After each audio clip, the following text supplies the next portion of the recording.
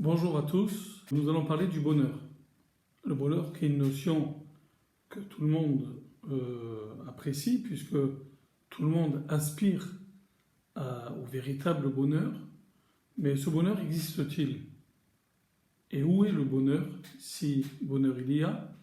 Et y a-t-il également une définition du bonheur? Bien, la réponse est simple, chacun peut y répondre.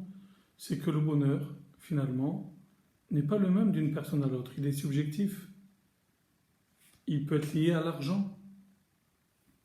Telle personne se sentira heureuse et emplie de bonheur parce qu'elle possède des biens matériels.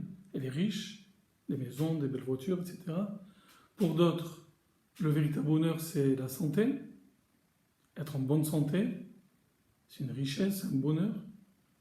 Pour d'autres, je suis heureux lorsque je suis parmi les miens, en famille, avec des amis. Je peux goûter au bonheur en lisant un bon livre. Je peux ressentir un sentiment de bonheur, de plénitude lorsque je suis en extérieur, en promenade, dans la nature. Donc vous voyez que chacun peut trouver sa définition personnelle du bonheur. Il n'y en a pas une, mais finalement, peut-être que le bonheur serait une succession de petits moments, même quotidiens, que l'on vit tous dans nos journées. Le fait de se lever, c'est un bonheur déjà, uniquement de le réaliser déjà, de respirer, d'être libre, de pouvoir vaquer à ses occupations librement, d'avoir le choix de faire ce que l'on veut. Tout ça, ça participe au bonheur des uns et des autres.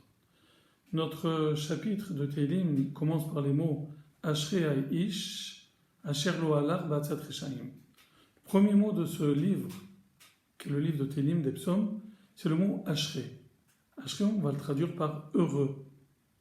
Mais remarquons qu'en hébreu, le mot Ashrei est un pluriel, n'est pas singulier.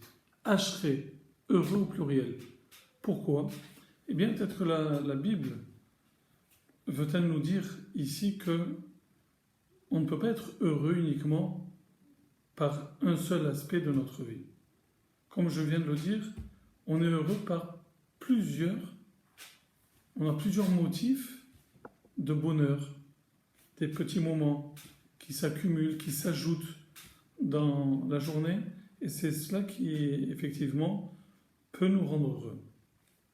Il y a un rabbin qui s'appelle le Malbim, qui nous dit une chose très intéressante et qui fait une différence fondamentale entre deux types de bonheur.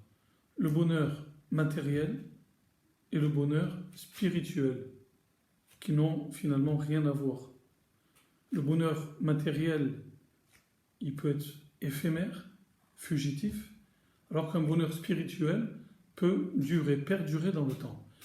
Eh bien, ce Rav le Malbim fait remarquer qu'en hébreu, deux mots définissent ces deux notions différentes. Pour ce qui est du bonheur spirituel, c'est le terme que l'on a dans notre psaume, c'est Osher, Ashrei, le véritable bonheur. Et le bonheur qui est matériel ne porte pas ce même nom. On ne mélange pas les deux choses. Il s'appelle Hatzlacha.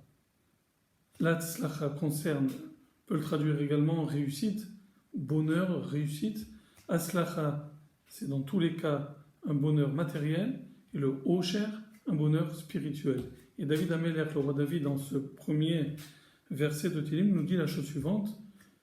Quel est le véritable bonheur? C'est le bonheur spirituel. Heureux l'homme, Asher lo halach, qui ne va pas dans le chemin des impies, qui ne suit pas les comportements des impies, mais au contraire, le pasouk, le verset continue, qui im betorat Hashem chefso, qui uniquement n'a de cesse que de rechercher la loi de Dieu, et finalement, ce qui fait véritablement Ashrei Ha'ish, l'homme avec un grand H, c'est sa recherche constante de spiritualité. Et c'est ça qui rend l'homme heureux.